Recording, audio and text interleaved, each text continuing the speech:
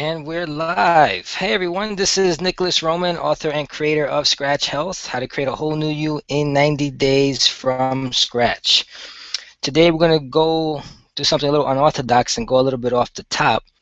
And the reason is because we had an expert all scheduled for today, but unfortunately for whatever reason we weren't able to get him on. He forgot about it, whatever the case was. He couldn't make it. So we had some great questions, and he's a gentleman from Johns Hopkins University. Was looking forward to having some good stuff talked about today. So since he couldn't make it onto the call, we're gonna just talk about some ideas that just come to my head as we go along for today, and see where this goes. Hopefully, this goes pretty well. Hopefully, you guys enjoy some of this. This will be the first Scratch Health. This will be the first Healthy Hangout that it's just me talking about some ideas, and probably talking a little bit about Scratch Health itself. So. Just going over a little bit of, well, first of all, you know what, as we always do, just got to get this welcome on properly. So thanks for joining us, and today this is another episode of the Healthy Hangout. Give myself a round of applause. Give myself another one just because. So, okay, so I got my applause. The show got its applause, ready to rock and roll. Last week we had Gary Epler, Dr. Gary Epler, who was talking about his book, Level 10 Energy. So for those of you who missed it, didn't get a chance to see it, you can go on YouTube and check out the Healthy Hangout episode 13, I believe it was, or believe it is. And just look at the hour special of him talking about different ideas of how to increase your energy. And the gentleman's an older gentleman in his 60s, I believe. And for his age, he has a tremendous amount of energy. And I think that's something that we all aspire to, something that we all probably could use in our lives right now. Because if you really think about it, how many of you guys out there right now are walking around just barely getting through the day and kind of sludging underneath the door when you get home, and then you have to deal with kids and dogs and your husband or wives and everything else that happens when you get home, and you barely have enough energy just to get through the door. So great show to take a look at and get some ideas. I just want to go over some of my own personal ideas, which he really didn't talk about, and one of them is aerobics. Now this is something that we all know about, at least on a surface level.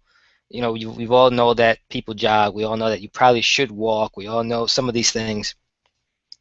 We call it cardio today. A lot of people call it cardio and base it upon how fast or how long you can keep a certain rhythm, and getting that heart pumping and such. That's really what cardio is all about. But what I want to talk to you about is actually slow aerobics, and that's kind of lost its place, especially with our go fast-paced society right now. Everything is just about what's the fastest results we can get, how fast can we burn fat, how fast can we get shredded up, how fast can we lose the weight, can we get our heart pumping so that we can feel like we did a workout, even though you may or may not be doing anything at all, or might be doing some more harm than good. So just because you went in there like a maniac, attacked it hard, went full out, you can feel good about yourself, but does that really mean that you got the results? So what I'm talking about is just some slow aerobics. It has a tremendous amount of benefits. One of the easiest things you can do if you're not somebody who's into athletics, if you're not somebody who's into training hard or training at all, because you know what, for as much as I speak about Scratch Health and Scratch Fitness and the videos that we do and the stuff that I talk about on the website at scratchhealth.com, there are still a lot of people who are just like, I'm just not that kind of person. I'm not into all of that stuff. But it doesn't mean that they don't want to receive some of the benefits of being healthy. So what can they do? What can you do? Well, one of the ways is walking. All right, obviously, man has been doing it since forever. But a nice slow walk for an hour, which is at a decent pace, doesn't mean that you got to kill yourself. But aerobically, the difference between anaerobic and aerobic basically just means that you can do it while you're talking. If you can go for a pace where you're walking and you can talk without being out of breath, without being in a position where you're just struggling to try to get out your words, you're at a nice aerobic pace. If you can keep that up for 45 to 60 minutes, number one, you're going to be burning fat. After 20 minutes, you go from being a sugar burner to actually starting to go into a slow burn where you start to burn some of the fat. And you start to obviously work your heart, you get your body into movement, and everything's about movement. You start to break off the cobwebs from your joints and get your body stronger. We need the force of gravity to make our joints stronger. We need these outside resistances, but we don't always need them in mass. We don't always need to go hardcore with what we're doing. A nice slow walk, you could burn, I don't know, depending on the pace, depending on how far you walk, if you're going uphill or downhill, you can burn a couple of hundred calories in an hour. Feel good about yourself, maybe work up a light sweat and then do a nice light stretch out of that, right after that. And if you do this over the course of 30, 60, 90 days, number one, you start to realize that you have a greater lung capacity, you have a greater aerobic capacity, you'll be able to go through exercises a lot longer, get through things. You'll have more oxygen in your blood system. I believe it shows that if you do, I think it's 20 to 30 minutes of aerobics on a daily basis, within about a month or two, you actually increase the oxygen in your blood by like 15 or 20%. I don't know the exact number, but it's around there. But either way, it doesn't matter which one it is. It's an increase, and anything that you're doing that's getting you better is obviously better than you just getting bitter and becoming either more overweight or just being angry that you didn't work out at all to begin with. So one of the strategies to getting more energy, just go for a slow walk.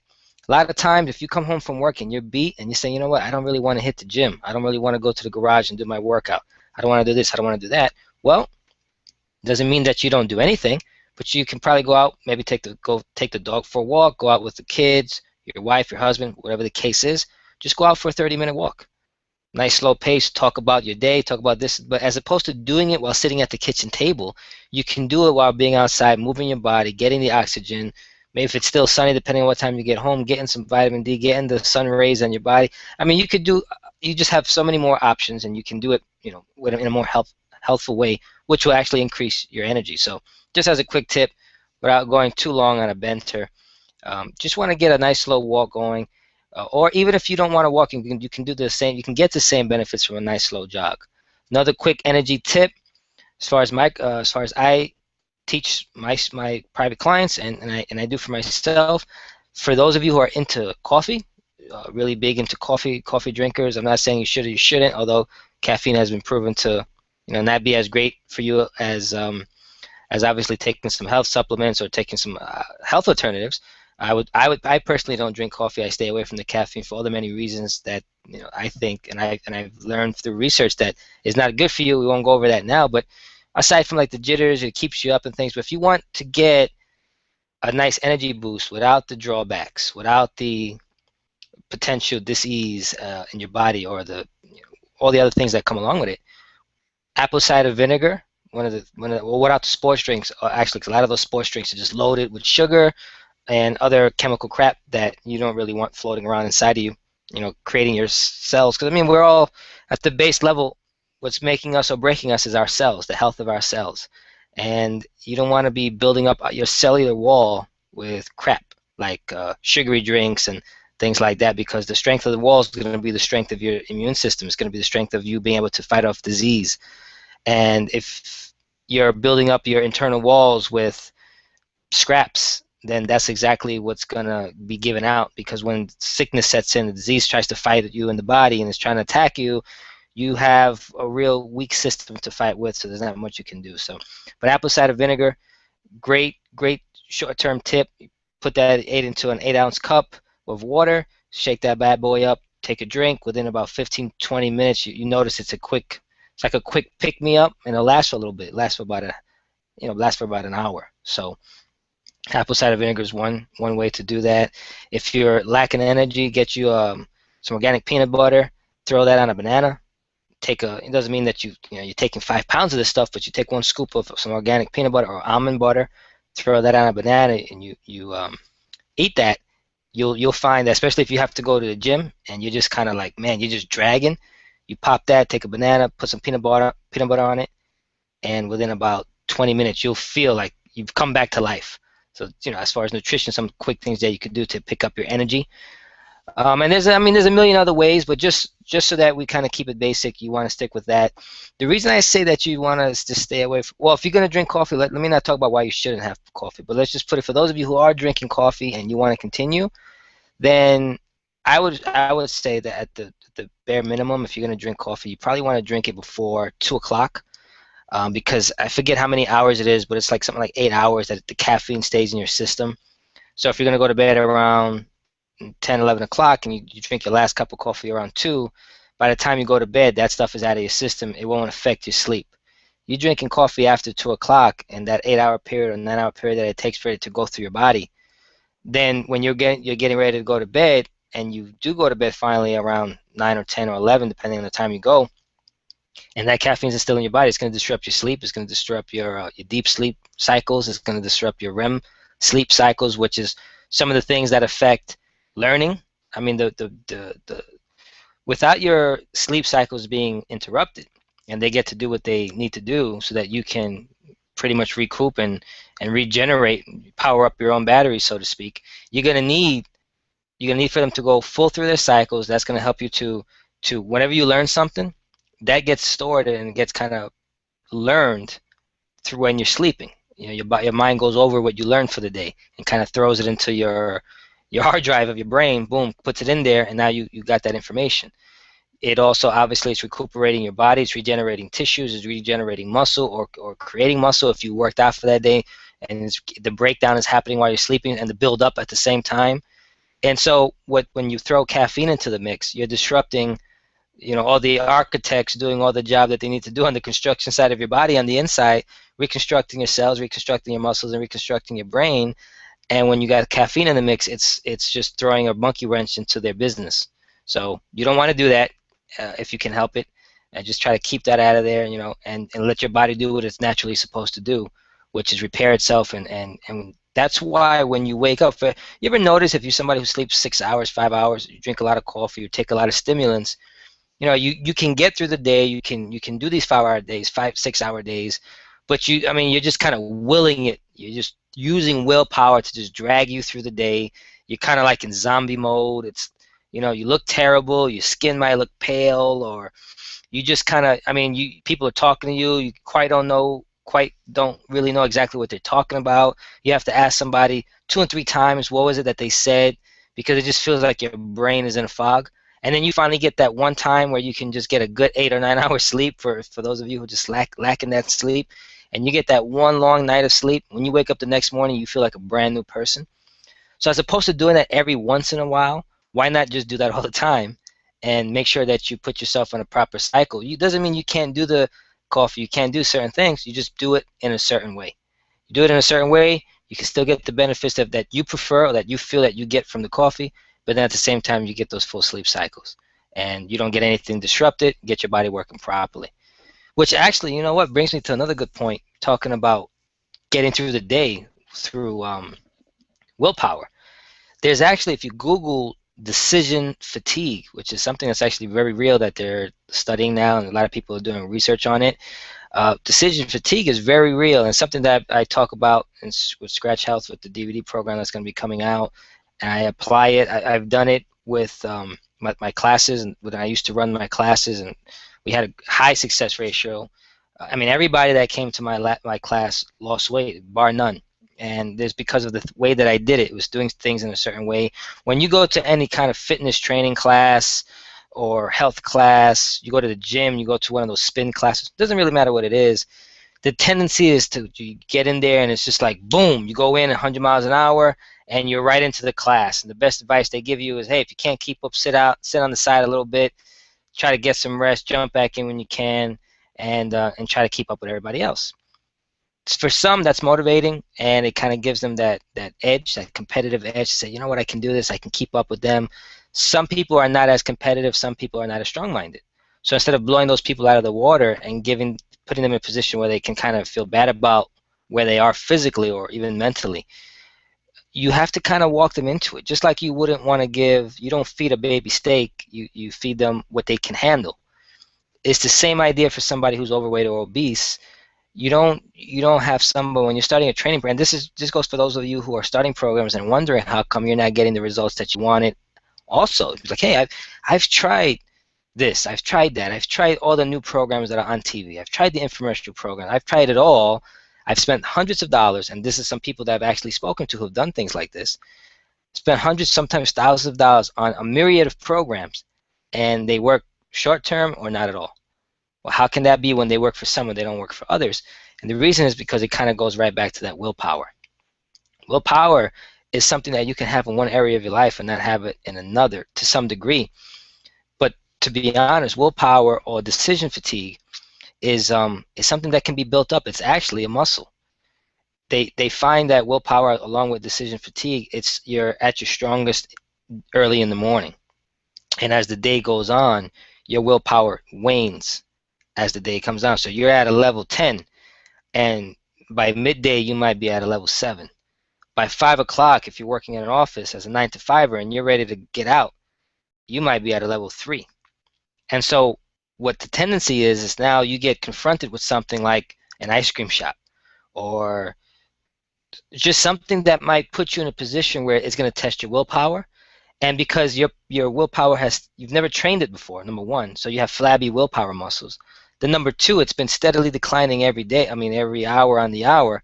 By the time it's 4 or 5 or 6 o'clock, and you got somebody who comes up to you and says, "Hey man, hey, let's go out," and a guy comes up to you, if you're a woman, and says, "Hey, let's go out and get a drink," and you know that you're supposed to be doing something that's on a schedule that you put together for yourself Monday through Friday, let's say, and then maybe weekends are the days where you go crazy and drink and eat, eat whatever you want. And it might be Wednesday, and somebody's asking you, "Hey, let's go out for a beer. Let's grab a martini. Let's grab, whatever the case is, a margarita." And you're just like, you know what? All right, let's go do it. And it just felt like it was so easy for you to just say yes, even though internally you're like hitting yourself over the head, like, I'm not supposed to be doing this, but you know what? I'm gonna go do it. And so the way to avoid that kind of vicious cycle of beating yourself up, doing what you know you're not supposed to, especially if you put yourself on some kind of program, is to start to attack what the cause is and not attack yourself. Because, hey, if you didn't know about this, which most people don't, you can't be mad at yourself. You can't beat yourself up about something that you don't know. The difference is when you finally know something and then you don't apply what you know. That's a whole different story. Then you can kind of say, hey, you got to beat yourself up a little bit for that because you knew better and you didn't do better. But if you didn't know, you can't beat yourself up. So for those of you who are listening to this and you didn't know about decision fatigue, willpower, then just take it as a learning lesson, as a stepping block, and say, okay, now that makes sense. This is why these things have been happening to me. I've had flabby willpower muscles. And no matter how strong you are, even if you train this, it affects everybody. And none of us that special where we're ironclad with willpower and nothing breaks us, nothing will move us. Are there exceptions to the rule? Probably. There usually are. And there usually is exceptions to almost every rule. But for the most part, I mean, even myself, I consider myself to be pretty disciplined with a lot of this stuff. And yet, even for me, every now and again, not saying all the time, but every once in a blue moon, I'll break. Somebody says something that's not in my plan, not in my schedule, and I'm like, all right. Now, have I gotten better? Absolutely. I've gotten 1,000% better. But it still affects me from time to time. So you can't look at yourself as somebody who's, less than somebody else just because you can't do this. So you just put together a plan of attack on how to do this. One of the easiest ways to start working on willpower is, well, some of the experts say you want to get some of this stuff done early. You get your workout done early. A lot of times people don't get their workouts done is because maybe they work early in the morning, 7 o'clock, 8 o'clock. They already got to be at the office or at the hospital or wherever you work. And you say, you know what, I'm supposed to work in the morning. I'm not going to wake up at 4 a.m. or 4:30 to do my workout. That might be too extreme for some people. From others, it's A-okay. But for the person that's not, they might say, you know what, I'm going to put my workout when I come home from work. I'm going to stop at the gym. There's a lot of people that do that. I'll stop at the gym on the way home, get my workout in. And then what happens a lot of times, they might do it 2 or 3 times, if that, in the week, and the rest of the week just kind of got shot to hell. Because by the time that day beats down on you, at the end of the day, your willpower is nil. So it's like, damn, I know I'm supposed to probably do some legs today, or maybe I'm supposed to do some cardio today, and maybe do 45 minutes on the elliptical machine or the treadmill, but you know what, I'm going to skip it. So instead of putting yourself in that position, start working the willpower angle. Do it early in the morning when that willpower is strong. Or at least put it at a time frame that doesn't put you on the bottom scale of your willpower, rating system. For example, if you're from 1 to 10, wherever you are in that point of the day, don't put it at that point of the day where you're going to more than likely be at a 2 or a 3. You can also start to do little things that'll help you to build up your willpower, like you put yourselves in positions to win. So you say, you instead of grabbing candy bar or Snickers, you make sure that in your bag you start to carry some lunch with you, so you don't eat what's around you. You have maybe some fruits, some vegetables, some carrots, some celery.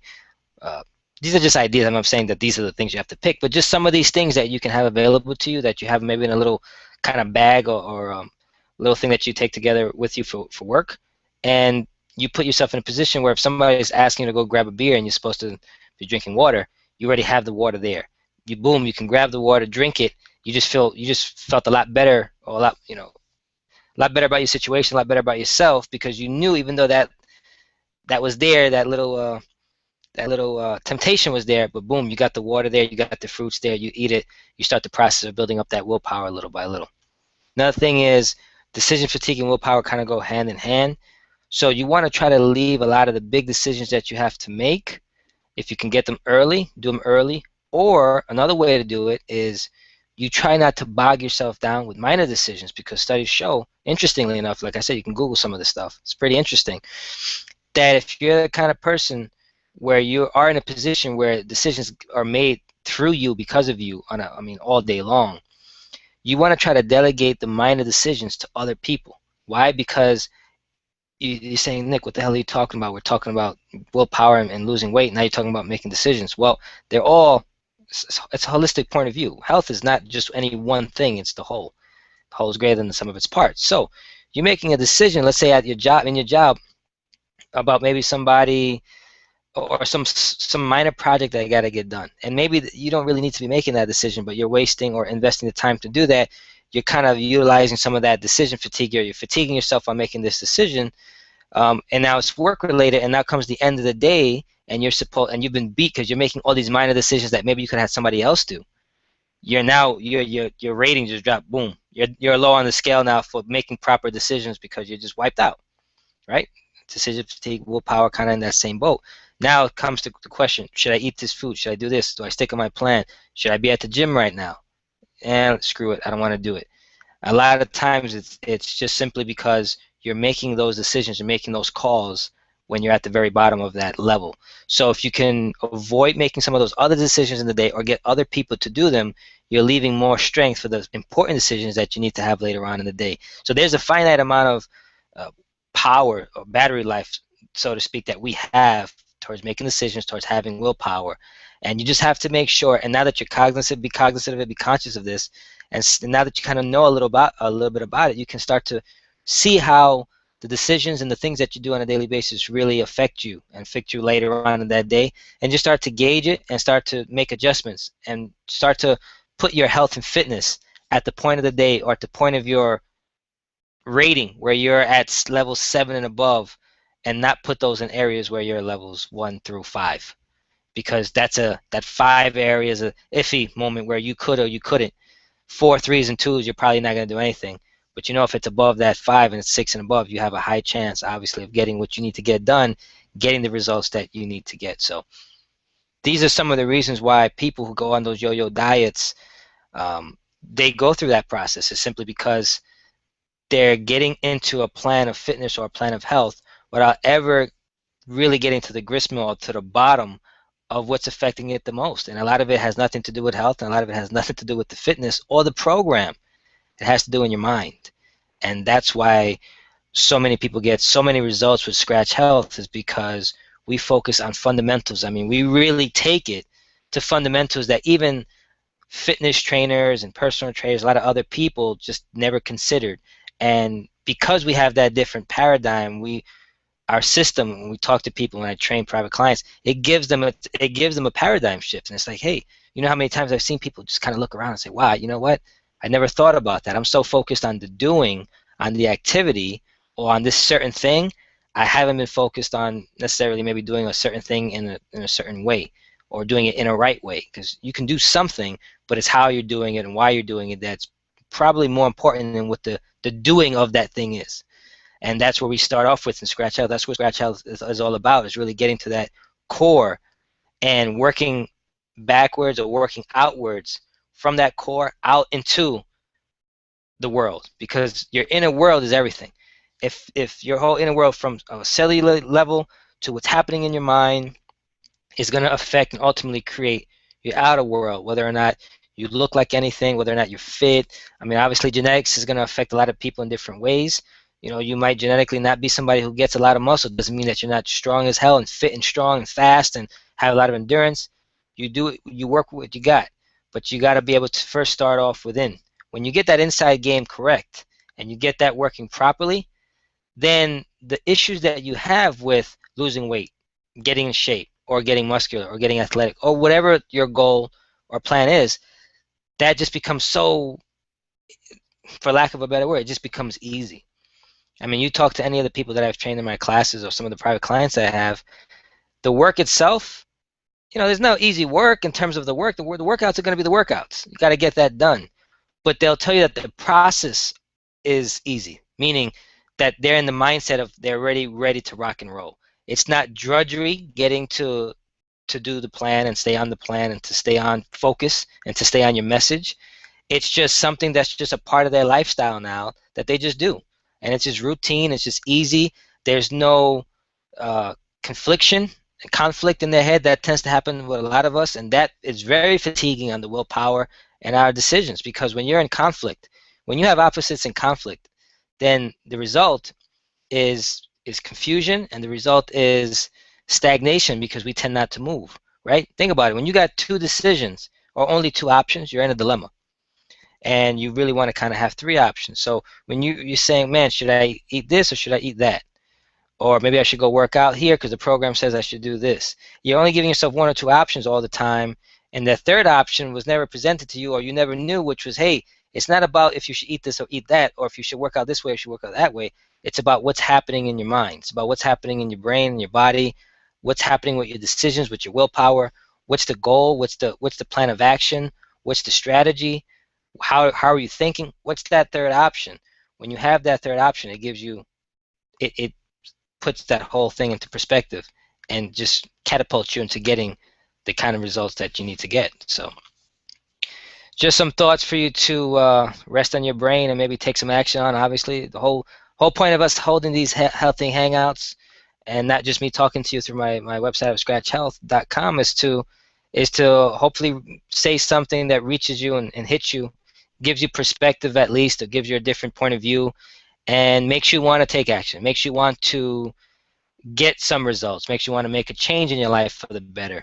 Because unfortunately, you know, with over 77% of Americans overweight, it's getting worse and worse with more information that we give. And I don't mean we, just talking about Scratch Health, the Healthy Hangout, but the more information that's available in the marketplace, and the more information that's available on the internet and through marketing, regardless of how much information there is, people are just getting less and less results. That just tells you something. That says, hey, there's an ocean of information out there, and yet people are lost in a sea of confusion. So how can that be? How can there be an ocean of information, yet they're lost at sea with being confused? And the reason is because there's so many conflicting beliefs and arguments about what right, what's not right, who should listen to who, marketing from the internet, marketing from newspapers, marketing from magazines, and all the ads you see on TV. And it's just a constant bombardment of, man, do this, do that, buy this, drink this, eat that, smell this, so that you can become healthy. And so people just like, whoa, I don't know what to do. You know, and they just, whenever you have overwhelm, the first result of overwhelm is just inaction. And that's the real enemy of that we have right now, that's facing obesity. It's not the weight, it's the inaction, it's the overwhelm because of confusion, lack of knowledge. So all I try to provide, and what we try to provide with Scratch Health, is we try to provide that island of clarity. You know, while there's an ocean of information out there, and there's a million people saying if you eat this you'll live forever, but if you do this you'll die tomorrow, and you can easily get confused in that mix, we provide that island of clarity where we're saying, look, maybe this is what this person's saying, here's what this person's saying, these are the facts, these are the unbiased facts, there's a middle ground, you can do this, find your way back to something that you can actually apply and do it in your life. And just by having a deeper understanding of how the body works, you can start to weed out a lot of the information, maybe as much as 50 or 60% of the information, because a lot of it is based on fad dieting, is based on fad equipment, is based on marketing schemes and marketing ideas that are just designed to get you to buy it, I mean, hey, I guess from a business perspective, it's not wrong. They're trying to make some money like anybody else. But as a consumer, you have the right to know the differences. But it's up to you to educate yourself on what you're getting. Just like when you go get a stove or something, most of you probably spend more time and energy when you're buying your house and furnishing your house. You're buying a stove or getting a fridge and making sure that you know everything about what you're getting to make that nice island kitchen, to have that stove with the X amount of burners and the range type stove over the range thing that goes over and you're just making it all beautiful and you know all the details. But then you go into a health store and you leave your nutrition to the 19-year-old kid who works behind the register, and you say, hey, what do you think is good? What should I take? Does this multivitamin work for me? And the kid's like, if it doesn't kill you, I think it'll help. And that's the kind of information that you're gonna get. Or you leave it up to what you see on TV and you just kind of buy that and hope that it works. So when you do that, you're never going to get the results that you're looking for. You're going to have to take a little bit of personal responsibility, take some of this into your own hands, take some of the actions, and get that island of clarity. Get that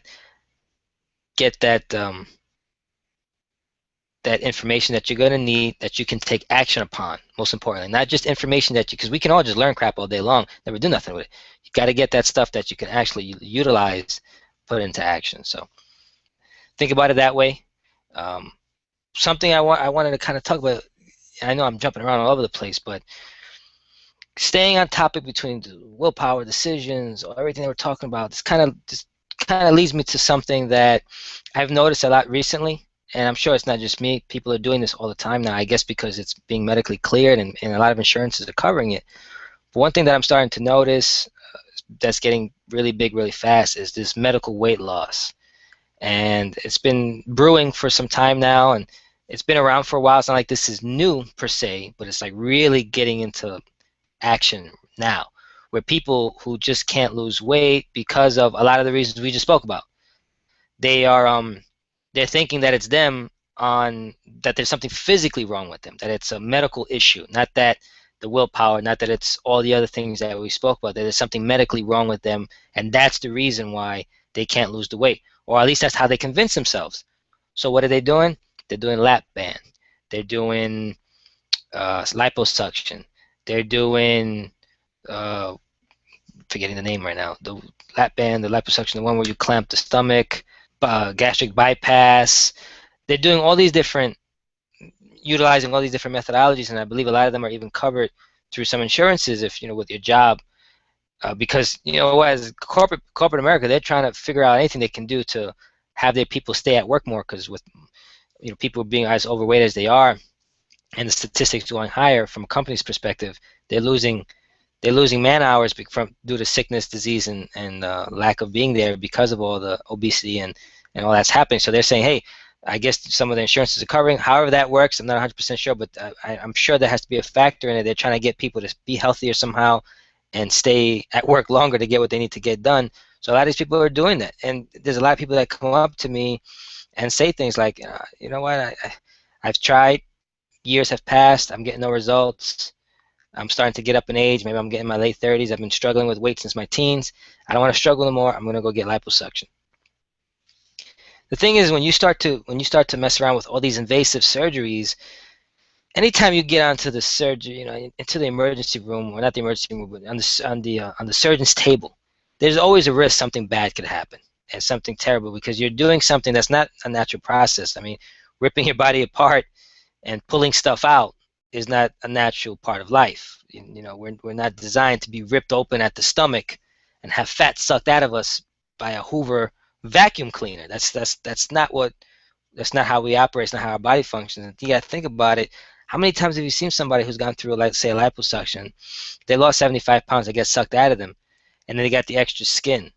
So what happens? Now you got to go in for some extra surgeries to tighten your skin, and there's a lot of risk with all of that stuff. You can potentially lose your life right on the table trying to do something that's 100% avoidable and that's 100% doable on your own. So, in my opinion, I don't think that you should go through that, or at least at the very minimum, before you finally make a decision. If you're somebody and you're really looking at it, and you're looking at lap band, looking at gastric bypass, you're looking at you're looking at lipo, and it's, I mean, it's a real serious option for you. And some of these things, some of the insurances don't cover the full cost. I know a woman who I just spoke with recently, who actually was a part of my class, and she lost 35 pounds on my class within 6.5 weeks. The challenge was because she had gotten some promotions at her job, she had gotten better opportunities, which obviously you can't blame somebody when they start making some more money. It it altered her schedule. And so at the time when I was running my classes, she couldn't make the schedule anymore. So she effectively dropped out after getting all those results, just 6 weeks. And because I do, my plan works in a 90-day cycle, you know, working on trying to get somebody into new habits. I mean, it takes more than a few weeks, especially when you've been doing the wrong things for so long. It takes about 90 days. So we didn't really get a chance to solidify and implement, get her strong, her willpower strong enough to do the stuff on her own. She was only with us 6 weeks. Moral of the story was she ended up not only gaining the weight back, but she gained more. I mean, how many times have we heard that story? It happens all the time. That's that yo-yo dieting that so many people in America get affected with. Well, to bring the whole story into perspective, she calls me up and she tells me that, you know, she talked with her insurance company and she found out that they cover X amount. She was going to have to come out of pocket about $2,000, something like that, 1,800, $2,000. And they cover the rest, whatever the cost is. I mean, I'm not sure how much these surgeries or procedures cost. I'm assuming because, you know, there's a lot involved. I'm sure it can probably cost to run you a couple of $1,000s or several $1,000s. So she called me. She wanted my opinion about what she should do and should she go ahead with it and things like that. And I mean, and this is where a lot of people are at right now. I mean, willing to drop $1,500, $2,000, $2,500 on a surgery and just to get the result. So we spoke a little bit about it. And you know what? Finally, I after about 20 minutes on the phone, I convinced her to not make that rash decision just yet. Give it one more try, and try to do some changes. Try to do some things. I gave her some strategies, and I even told her, listen, you know, she already knew what it was about, what I do, and I was like, I don't run the classes no more, but do some private coaching. Maybe if you want to do that, we can explore those options. But my point is, if you don't have somebody who can privately coach you, it doesn't matter. You can still try to find something that you can, that's easy enough for you to implement. Work the willpower angle. Find something that's easy enough for you to implement. You don't have to find a particular program. If you do, the better. If you have a private coach like myself, the better. Private teacher, somebody you can just pay, get some personal lessons, get some help. Obviously, do it if you can afford it.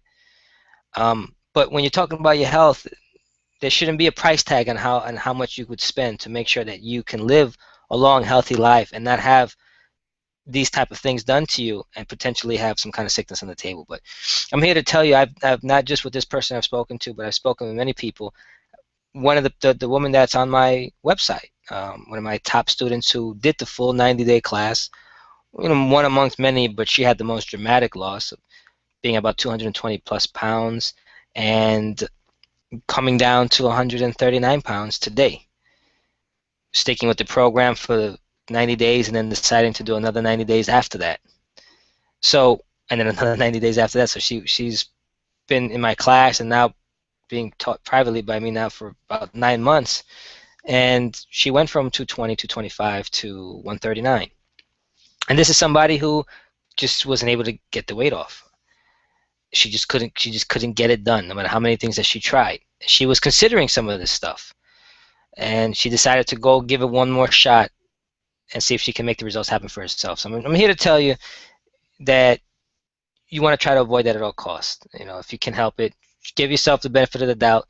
Give it one more, you know, give it one more real effort, and do yourself the luxury of actually, because you know what, there's nothing that quite beat when you finally succeed. If you go to the site and you see her testimonial and you listen to what she says, or you read what she says, you watch the video, and there's been many others who have that same thing, that feeling that you get of accomplishment, the feeling that you did it, that you conquered something that you thought was unconquerable. It just not only, number one, you lose the weight, you get that new health, you get that new lifestyle. Boom, that's right off the bat, you're feeling at a level 20 on a scale of 1 to 10. Then you got the feeling of knowing that you did it. You achieved it. You conquered a goal that was just holding you back. Now your confidence just goes through the roof. And this stuff carries with you through your life in different areas of life. And I mean, her confidence level now when she walks around, talks, her confidence is 100. I mean, sky high. She feels like she can do anything. She's people at her job even say that she bounces around more. She's more effective at work. She's getting better relationships. She's getting more relationships with different people. She's dating more. She's having more fun simply because she has that energy. So, not to beat a dead horse, but if you can avoid some of that stuff, you don't need the medical surgeries to lose the weight. You need a system that works. You need proven systems, proven philosophies, and somebody to kind of kick you in the butt and show you exactly what you need to do. If you don't have that available, hey, go to scratchhealth.com. I have over 200 plus videos on YouTube on our channel that talk a lot about ideas that you can utilize and things you can do for free, not even charged.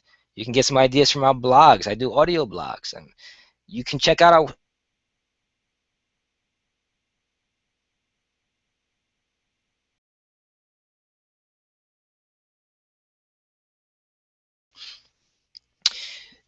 Once again, don't go that route if you can't help it. Really try to make some alternatives.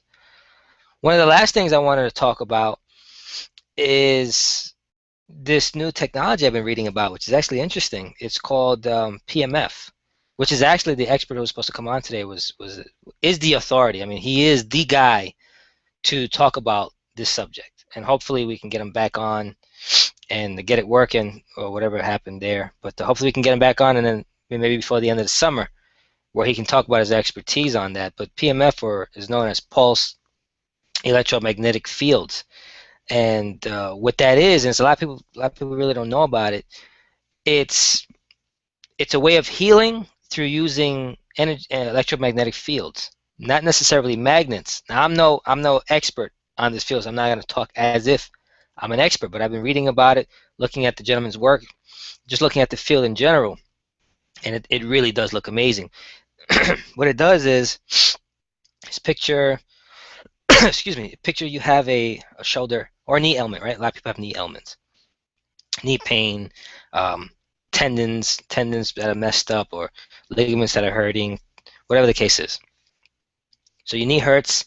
You've been putting Bengay, you've been putting a lot of things. A lot of the topical creams can only go but so deep. That they can only affect the tissue so deep or affect the bone so much because it can't reach the core levels. So it only has that, that surface effect, that temporary effect. Magnets can only, same thing, they're not strong enough. What these PMF fields do, or the way a lot of these equipments that are being designed do, is it's kind of like tube magnets that use this electromagnetic field, and it'll go like on one side of your knee, and then the other piece goes on the other side of the knee, and it'll be like with a leg brace, right? So you got a leg brace on. Just picture a leg brace on. It's a special leg brace design, but one side of it is one magnet, right? The other side is another magnet. And what they're doing is these are strong enough to kind of go right through you and to each other. And what it does is a lot of the pain for people, whether it's tendon, ligament, or even bone, pain within the actual bone itself, things that we can't heal because it's within the bone. It actually starts the process of healing it. Now, how it heals it exactly, I can't tell you. I don't really know. I have read some things that talks about that when you get inflammation. Well, number one is inflammation. That's kind of like known. You get inflammation when the reason you have pain in your shoulder, you have back pain, you have knee pain, or whatever pain you got. 99% of the time is some kind of inflammation. Okay, so the real question is not what it is. How do you reduce the inflammation? How do you get it down to the point where it's gone or reduced dramatically where you don't have that consistent pain? So what these things do is the waves, the field, energy fields, go into that tissue, and where that area that's inflamed, it kind of breaks up the tissue. The cell, it works at a cell level, and all these cells and the blood is like clotted up, and it kind of like looks like it's almost like if you have a clogged artery, right? And it's just the artery is supposed to be here, and you have all this gunk clogging it up. It's just there's no movement happening in there. Things are not circulating properly. Oxygen is not flowing through the joints and through the muscle properly. These fields break that up and get all that gunk, I guess the best way to put it, right? All that gunk moved out and moved around, and it allows the proper circulation of blood, which carries oxygen, and that goes through the joints and through the ligaments and starts the process of healing. Because now the inflammation is gone, the body can heal. Body has a hard time healing when there's a ton of inflammation there. Without the inflammation, the body's like, wow, sign of relief. Inflammation is gone. Let's get to work. Let's heal this thing. And since the body's so amazing, it'll figure out how to heal you regardless of what the case is. And I mean, in there's cases that we've seen, if you look at YouTube, if you look even on Dr. Oz's show, as a matter of fact, the gentleman who was supposed to be on the show was actually on Dr. Oz. So we'll get him back for you guys. But on Dr. Oz, there was a person who had chronic back pain for like it was a cop. I think it was from New York actually, for several years, right? Because guy couldn't. I mean, he was just getting worse and worse. Couldn't get nothing right. Chiropractors couldn't fix him. I think he even had a surgery. Nothing worked. He used every ailment in the book. I mean, he used every not ailment. He used every ointment in the book. Nothing was working. So finally, he had, with nothing to lose, he decides to try this PMF stuff. He's like, well, screw it. I ain't got nothing else working. Let me try it. Something like 8 to 9 weeks later, of 2 to 3 sessions a day, he's pain-free. And now, according to the show, I think he's been pain-free for several years. So of course, you know, they threw him on the show. He talked about it, talked about how awesome it was, how awesome he feels, etc., etc. A lot of doctors are not utilizing it just yet. A lot of people don't even know about it really just yet. So it's something that I think you should take a look at if you're really struggling through some kind of pain, especially for those of you who are really let me not say that you're really athletic, but you're really into athletics, right? It's usually the weekend warriors that are the ones that get banged up the most. I mean, obviously, if you're an athlete too, that's going to just go without saying. But the weekend warriors are the ones that are kind of hanging out all week long. I mean, doing their job all week long, businessmen, doctors, nurses, whoever. They got to do what they got to do Monday through Friday. But then that weekend, they're playing basketball full out, full court. They're playing like they're playing for a championship in these leagues around their cities. They're playing flag football, touch football. They're playing in all these different leagues. You know, maybe even baseball. And they're getting all banged up, and they're getting these shoulder injuries, and they're getting these back injuries, and they're getting these knee injuries. And a lot of times people just kind of accept it as, hey, when you're active, when you want to have fun in life, you're gonna get banged up, and you got to deal with some of this pain. You know, you put some ointment on it, you grin and you bear it, and you keep it moving, and you try to deal with it the best you can. And I'm here to tell you, you don't have to do that. I mean, there's so many things now, the new sciences that are showing you that can alleviate or even in some case eliminate this pain, that it's actually unbelievable, and you probably want to look into it. So if you're suffering from something like knee pain or shoulder pain, you might want to take a look at about this idea of PMF fields and how it really affects you and how you can utilize it to start to get that inflammation down and start to get some real results. A lot of it has it works similarly to grounding. I believe you might have heard me talk about grounding before, where they have found that grounding eliminates or lowers inflammation. Grounding meaning you get yourself kind of like back to earth, right? You get yourself, because all the energy out in the air, all the energy up here is positively charged, but the earth itself is negatively charged. And they find that when you're negatively charged, when you negatively charge your body, you get rid of all the pollution, which is those positive energy fields. And so, you know, you got this balance between what's happening in the air and earth, and they equal each other out, right? Like yin and yang. A lot of times we're not connected to the earth anymore, excuse me, anymore because of shoes. The footwear that we wear, the rubber, disconnects us from the earth. So our energy is always out there. Our energy is always all over the place, and it's never anchored. That's why you ever heard the saying, man, I just feel like I feel like my head is in the clouds, or I feel like my energy is out there, or I feel spacey, or I feel foggy. People who say those terminologies not realizing that there's some truth to that. When they say I feel spacey, my head is in the clouds, it's because their energy, their thought process, right? Our energy, what we think and all that, that's all energy. It's out there, and they're not able to hone it back in and anchor it back.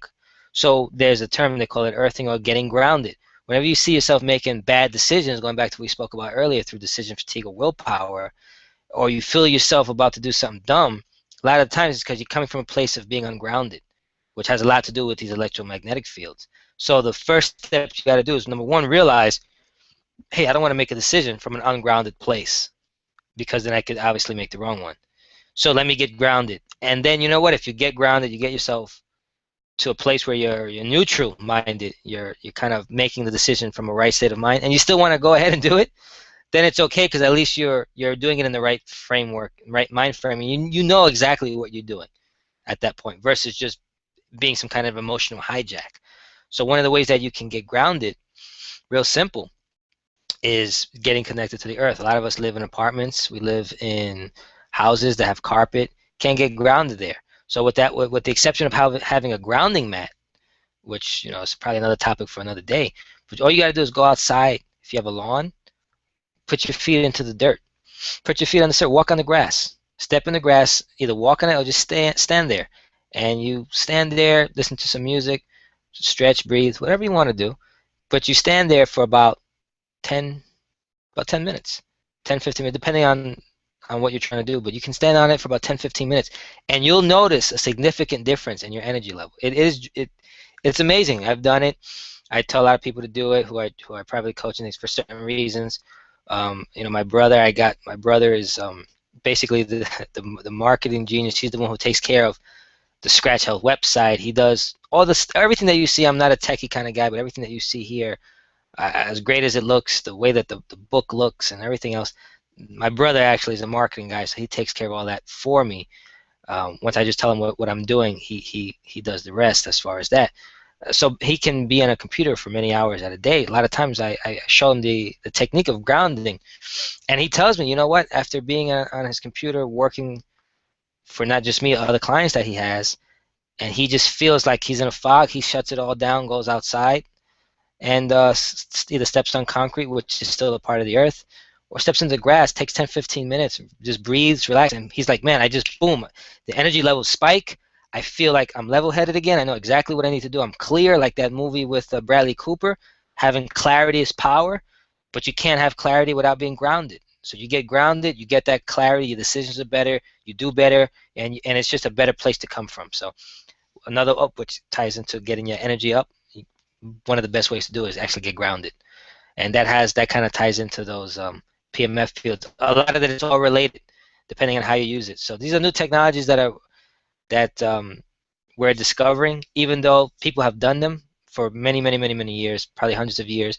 They did it from an anecdotal standpoint, meaning like they knew it worked, they didn't know why it worked, but they just did it because they knew it worked. Now we're starting to understand, we're understanding the science behind it. We're understanding the reasons why these things work. So now it even makes more sense why you should do it and stay focused on doing some of these things and make it a part of your routine, make it a part of your ritual. And obviously, who wouldn't want to enjoy the benefits of consistent energy, consistent clarity of mind, consistent achievement through your goals, and forward movement? I mean, that's unbelievable. So why not want to have that rush instead of using stimulants and drugs to get these highs you're looking for? Why not be high on life? Why not take the time to learn some of the ideas that I'm talking about? And more importantly, why not implement, right? What an idea, what a concept, actually implementing some of these things and not just listening to it and saying, oh, that sounds cute, but actually implementing it, making a difference within your own life.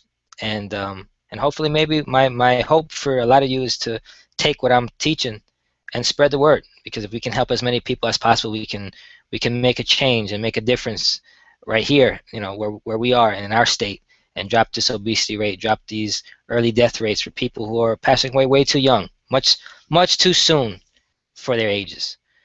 So hopefully that was useful to you guys. We did it. This was my first monologue. Let me give myself a round of applause. I think I earned that. Give myself some of these. I think some of the points I made today were pure money. But hope this helped you guys. And as always, that gong means that we are out of time. So I will see you guys on our next episode next week of our Healthy Hangout. Enjoy it. Implement some of those things. Don't let it go to waste. I'll see you guys next time.